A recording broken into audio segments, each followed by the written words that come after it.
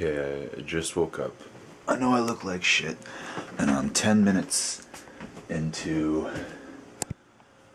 John Oliver's HBO video. And,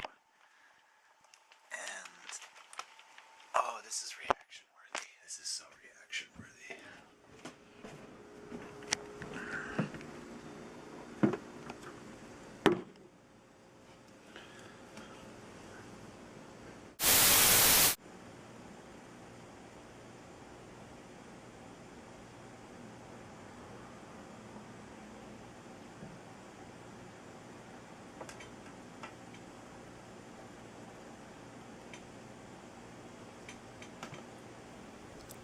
Testing, testing, my neighbors are asleep. Testing, testing, can't be yelling.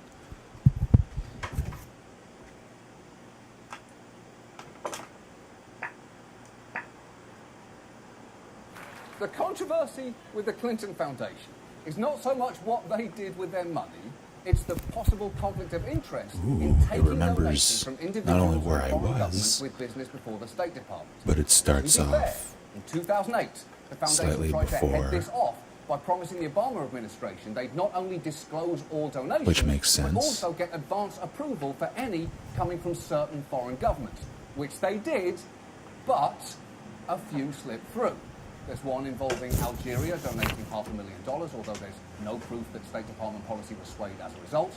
More concerning is one involving Russia, which does sound bad. Reports out overnight say the State Department, with Clinton at the helm, approved the sale of one of America's largest uranium mines to Russia. At the same time, a foundation controlled by the mine's chairman was making donations to the Clinton Foundation. We are talking about some big money here. 4 separate donations totaling $2.35 million, and these reports say that the donations were not publicly disclosed. Holy shit.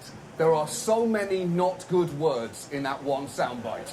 Russia, uranium, controlled, big money, and not disclosed. It could only be worse if it also contained the words orifice, shart, butt chug, and Cosby. Now brace yourself, because this gets pretty dense. Basically, the Canadian chairman of the mining company that was eventually sold to Russia had also given money to the Clinton Foundation. But instead of doing it directly, he gave it through this Canadian affiliate, which didn't disclose his name because it didn't have to, because the affiliate wasn't actually included in that agreement the Clinton Foundation signed with the Obama administration. So neither the law nor the agreement were technically violated, though the spirit of the agreement definitely was. So again, this looks bad, especially given that the State Department did sign off on the sale of that uranium mine to Russia. But not only was Hillary not involved in that decision, but 8 other federal agencies, plus the Nuclear Regulatory Commission, also had to sign off, which they did. So this donation was legal, but very annoyingly handled. And any suggestion of pay for play fails to account for the separate actions of 9 unrelated government agencies. Basically, it's complicated. And like the movie It's Complicated, it probably would have been best for everyone if it had never happened. But no one broke the law. And look, Donald Trump, America's wealthiest hemorrhoid.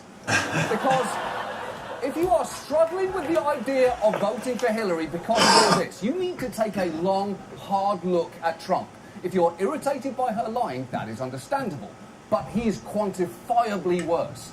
PolitiFact checked around the same number of statements from both of them over the years and found around 13% of Hillary's statements to be flatly false. But for Trump, that figure was a whopping 53%. Presumably, it's only that low because the rest of the time he was saying things like this. If Ivanka weren't my daughter, perhaps I'd be dating her. You know. Oh, it's so weird. Yeah, that's probably true. And the fact it's probably true is what makes it so horrifying. Love to pick you up from the airport, but I can't because a blue whale's tongue weighs as much as an elephant. What the are you talking about? Those two things have nothing to do with each other. And on top of Trump's personal tax record, there are unanswered questions about his business dealings. As many experts have pointed out, his investments, debts, and business ties span the globe and could present unprecedented ethical challenges for a president. Now, traditionally... No! That is not a blind trust. It's the opposite of one.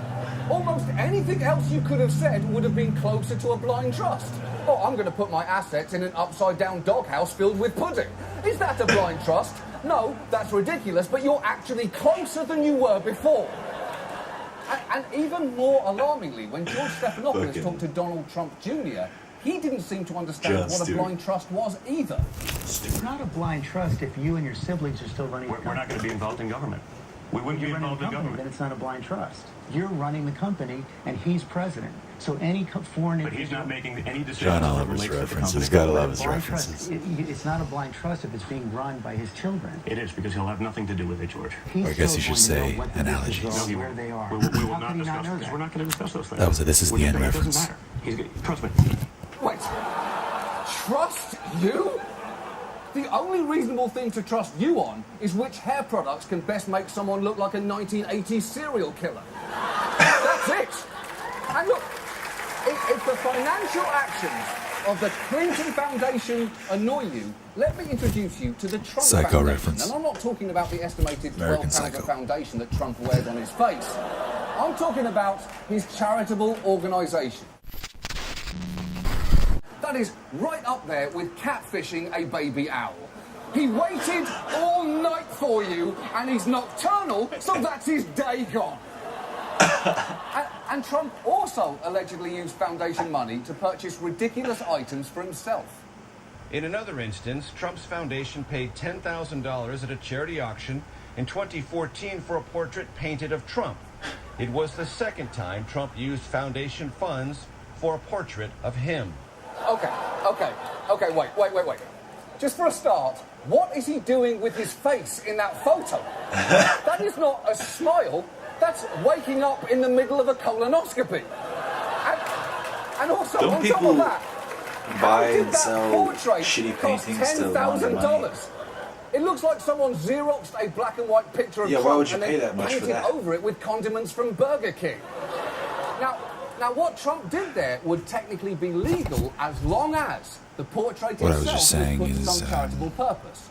Well, Univision found it, and it wasn't exactly in an orphanage.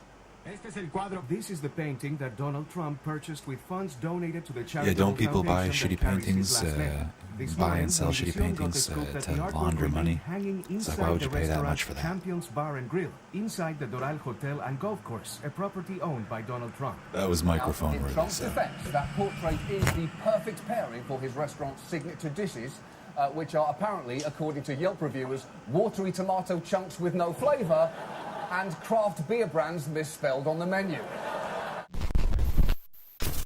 To the fact he received an illegal $3.5 million loan from his father in the form of a purchase of chips from one of Trump's casinos.